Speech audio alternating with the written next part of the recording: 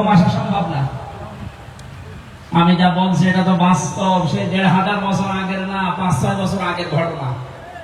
সুতরাং বাস্তবতা এটাই, শুধু নবীর জন্ম নিয়ে খুশি হলে হবে না। এই সিরাতুন নবী, নবীর আদর্শ নিয়ে আমাদেরকে হযরত আব্বাস, হযরত হামজার মতো খুশি হওয়া লাগবে এবং বাস্তবায়ন করে দেখানো লাগবে। কথা বলেন ঠিক কিনা? আমরা এটাই চাই। কোরআনে কারীমের সূরা আরাফের একটা আয়াত পড়েছি, ৯৬ নম্বর আয়াত। দুইটা বিষয় আল্লাহ এখানে দিয়েছেন।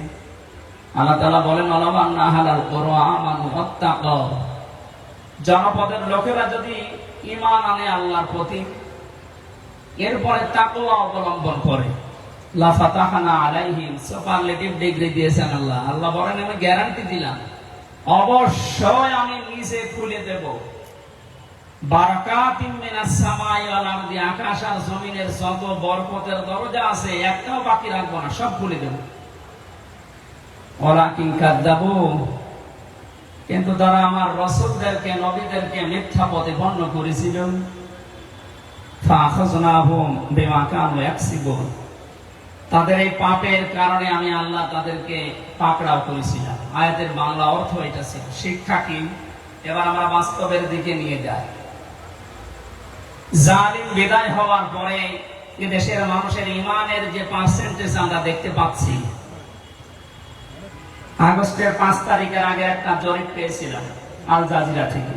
বাংলাদেশে ১০০ জনের ১৫ জন মানুষ চাইতো যে দেশে ইসলাম কায়েম হোক। তো ৫ তারিখের পরে ১ মাস ৭ দিনের ব্যবধানে একটা জরিপ আমি দেখেছি, আন্তর্জাতিক একটা জরিপ পেয়েছি। এই দেশে এখন ১০০ জনের ৭৮ জন মানুষ চাচ্ছে যে ইসলামে দেশে কায়েম হোক। বাকি আর যা আছে ২২ জন, খুব বেশি না। দিন যদি এভাবে যেতে থাকে আমার মনে হয় বেশি দিন আর লাগবে না, এদেশে অতি শীঘ্রই আল্লাহর দিন কোরআনে কারীম কায়েম হবে ইনশাআল্লাহ। বাংলাদেশ জামাত ইসলামীর কেন্দ্রীয় আমির ডক্টর শফিকুর রহমান কুষ্টিয়াতে গিয়েছিলেন কয়েকদিন আগে। সাংবাদিকদের প্রশ্নের জবাবে তিনি জানিয়েছেন যে আমরা যারা দায়িত্বে আছি তাদেরকে যৌক্তিক এবং সম্মানজনক একটা সময় দিতে চাই, কিন্তু অনেককে আমরা দেখতে পাচ্ছি ৫ তারিখের পর থেকে তারা অনেক করেছে। বলেন কথা বললে তারা বলবে ১০৮ জন, এরা বাকি আছে কয়জন? আমি লাফান হাতে এখনো থালা পাননি। এরপরে ৫ তারিখের পর থেকে যে আরম্ভ করেছিলেন, থালা পেলে কি করবেন বোঝা যাচ্ছে না। আমরা সময় দিতে চাই যৌক্তিক, অনেক কিয়ামত পর্যন্ত থাক, আমরা এটা চাই না, কিন্তু সম্মানজনক একটা সময় তো দেওয়া লাগবে। বিবাহ করার পরে বাসার রাতে স্বামী একটু বাইরে গেছে, দাদি শাশুড়ি এসে স্ত্রীকে বলছে দেখো আমার কিন্তু পুতি চাই। দাদি শাশুড়ি আপনি আমার সময় দেবেন তো? আপনার নাতি এখন আমার সাথে ভালোভাবে দেখাও করেনি।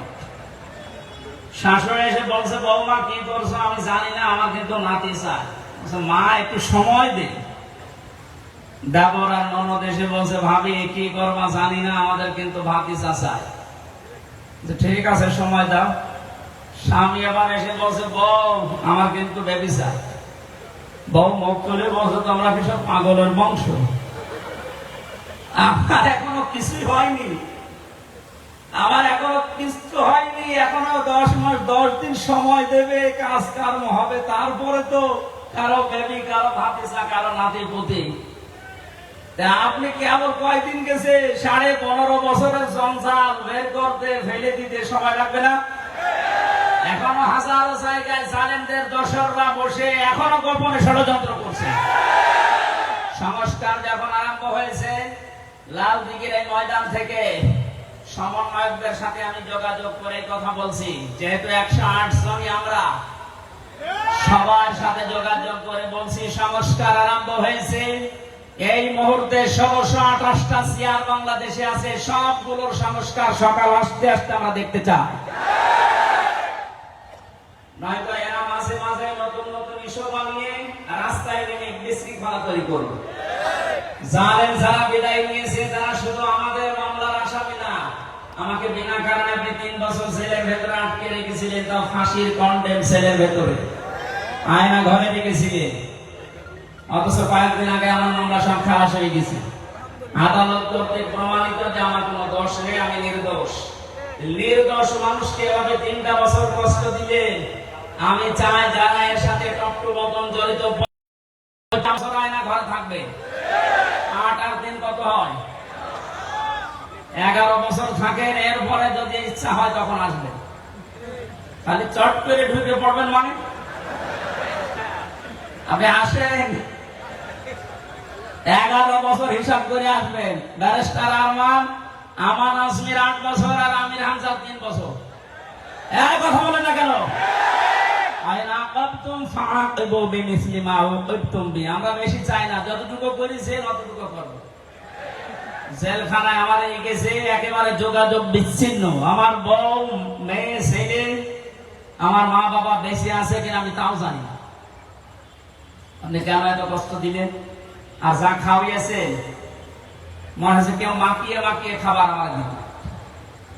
এই কারণে তো শরীর নষ্ট হয়ে গেছে। কিছু কথা বললে আমি আর হুঁশ পাই না। ডাক্তাররা বলছে ভেতরে অনেক পয়জন আছে, এগুলো বের করা লাগবে, স্বাভাবিক হতে সময় লাগবে। আপনি যা করেছেন, শুধু আমির হামজার মামলার আসামি আপনারা না, এই টপটপতন যারা জড়িত আছেন আমি জানি সবগুলো আল্লাহর মামলার আসামি। এটা আমি বানালাম। সূরা শুরা 25 নম্বর পারা 6 নম্বর পৃষ্ঠা 13 নম্বর লাইনের 42 নম্বর আয়াত প্রথম অংশে আছে। বাংলাদেশে এখন প্রায় 66টা তাফসীর পাওয়া যাচ্ছে। যে কোন তাফসীর দেখবেন এই কথা লেখা আছে, ইন্নামাস সাবিলু আলাল্লাযিনা ইয়াযলিমুনান নাস। অবশ্যই আমি আল্লাহ মামলা দায়ের করব জালেমদের বিরুদ্ধে, যারা মানুষ হয়ে মানুষের উপর জুলুম করে। সুতরাং এই দেশে যিনি বিদায় নিয়েছে, সে লক্ষণ সেন বিদায় নিয়েছিল 850 বছর আগে। তার উত্তরাধিকারী এই যে কয়েক মাস আগে বিদায় নিল, ইনি সহ যারাই দায়িত্বে ছিলেন আপনারা সব আল্লাহর মামলার আসামি। ইয়াজলিমুনা নাস দিয়েছেন আল্লাহ, ইয়াজলিমুনা আল মুসলিমুনা না, যে শুধু মুসলমানকে অত্যাচার করেছেন না। আজ আমরা যা দেখতে পাচ্ছি গোপন ষড়যন্ত্রে, আমি আশা করব আপনারা থামবেন। এরপরও যদি আপনার বৃদ্ধি বাড়তেই থাকে, এখনো পর্যন্ত অনেকের বৃদ্ধি বাড়ছে। আপনার দুনিয়া তো শেষ হয়ে গেছে, আখিরাতটাও শেষ। এখনো তওবার দরজা বন্ধ হয়ে যায়নি। আপনাদেরকে আমরা কোরআনের জন্য, আল্লাহর জন্য ভালোবাসি, এজন্য আসেন ফিরে, এখনো সময় আছে। গত কয়েকদিন আগে দিনাজপুরে 10 জন মানুষ মুসলমান হয়েছে। তার আগে 2 জন হয়েছে চুয়াডাঙ্গা, এর আগে 1 জন হয়েছে গাইবান্ধায়। দেখতে যা পাচ্ছি 78% থাকবে না, 100 ভাগের 100 ভাগ মানুষের দেশে ইসলাম চাইবে রাষ্ট্রীয়ভাবে ইনশাআল্লাহ।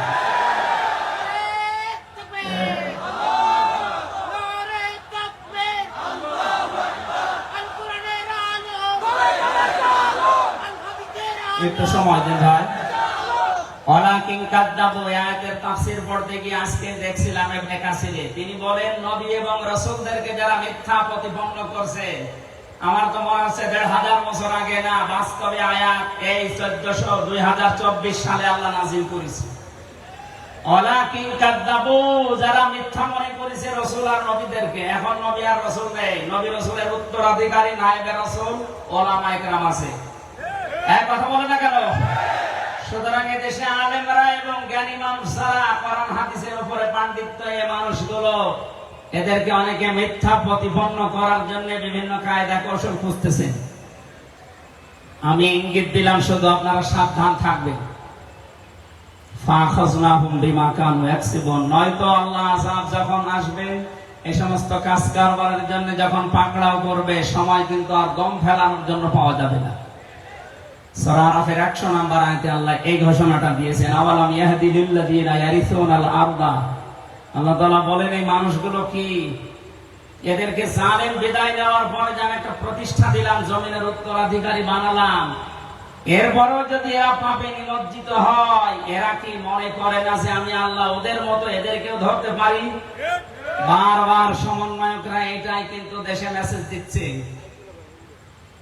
বিতাড়িত জালেমদের মতো আচরণ যদি আগামীতে কেউ করে, তাদের অবস্থা হবে আরো শোচনীয়।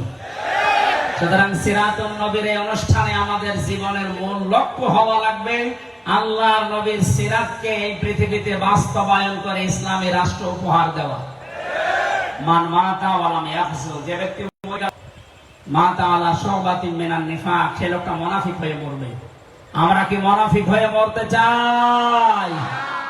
সুতরাং আমরা ওই আলগা এবং পাগলা মনোভাব নিয়ে নয়, আল্লাহর নবীর সিরাতকে মনে প্রাণে ধারণ করি, বাস্তবে যেন রূপ দিতে পারি। এই রবিউল আওয়ালের আসল শিক্ষা যেন এটা হয়। আমার মাথা এবং শরীরের অবস্থার দিকে তাকিয়ে আর বারবার যে লাইফ সাপোর্টে আছে ম্যাডামই চিন্তা আসতেছে, আমি শেষ করে দিলাম। আগামীতে আসলে আমি এসেছি অনেক আগে, সেই বিকাল 4:30টার সময়। আপনারা নিয়ে আসতে এত দেরি করবেন আমি জানি না, কিন্তু আমি এসার পরে তুলে দিলে রাত 10টা পর্যন্ত কথা বলে চলে যেতাম। বিমানের টিকিট কাটা আছে, জানলে আজকের মতো ক্ষমা চাচ্ছি, মাফ চাচ্ছি। আগামীতে কোনো জায়গায় আসলে দেখা হবে, কথা হবে ইনশাআল্লাহ। আল্লাহুম্মা আমিন। ربنا ظلمنا أنفسنا وإن لم تغفر لنا وترحمنا لنكونن من الخاسرين رب العالمين। চট্টগ্রামের ঐতিহাসিক লালদিঘি ময়দানের দিকে তোমার কুদরতের নজরটা দিয়ে দেখো। লক্ষ লক্ষ নারী পুরুষেরা নবীর সিরাত শোনার জন্য তারা ওদের আগ্রহ নিয়ে বসে আছেন। বিশ্ব নবীর আদর্শ ধারণ করার জন্য, শোনার জন্য যাদের এত আগ্রহ, এদেরকে তুমি হযরত ওমরের মতো বানিয়ে দাও। সারাটা জীবন যে অপরাধ করেছি, অপরাধগুলো তুমি এই মুহূর্তে আমাদের মাফ করে দাও। জালেমদেরকে বিদায় দিয়ে আল্লাহ তাআলা মন খুলে কথা বলার মতো একটা পরিবেশ তুমি এদেশে দিয়েছো। এই নিয়ামতটা যেন উত্তরোত্তর বৃদ্ধি পায়, সেই ব্যবস্থা করে দাও।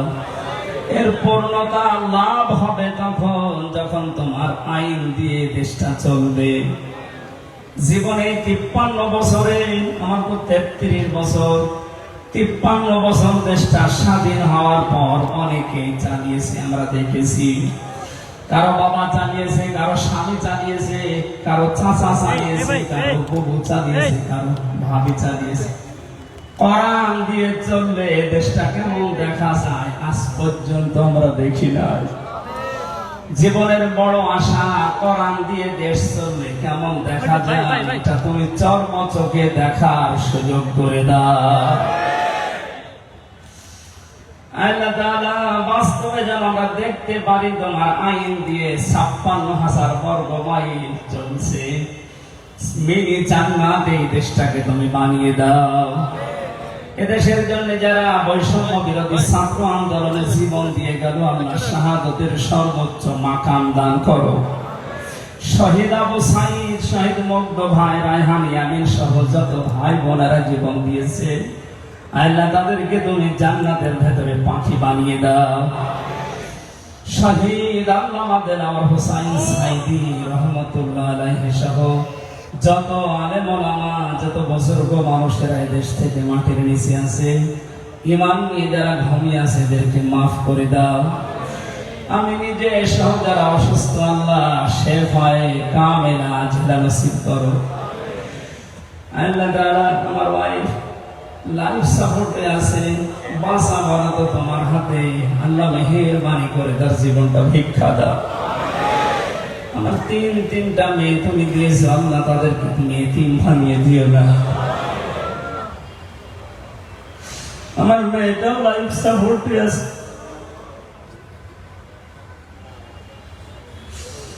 মুসাফির অবস্থায় আছি, অসুস্থ অবস্থায় আছে।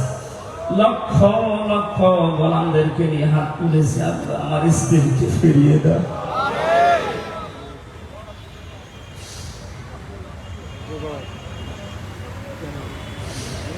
বাংলাদেশ ইসলামী ছাত্র শিবিরের যে ভাইরা বিশাল আয়োজনে আঞ্জাম দিয়েছে, আল্লাহ তাআলা প্রত্যেককে তোমার হাসান হোসাইনের মতো বানিয়ে দাও। এদেশের ছাত্র সমাজকে এই দলে, এই পতাকা তলে আসার সুযোগ করে দাও। ইসলামী ছাত্রী সংস্থাকেও তুমি কবুল করো। কখন কার মরণ চলে আসে জানি না, যখনই মরণ আসবে তোমার ওই কালামটা আমাদের মুখে শেষবারের মতো দিও। লা ইলাহা ইল্লাল্লাহু মুহাম্মাদুর রাসূলুল্লাহ।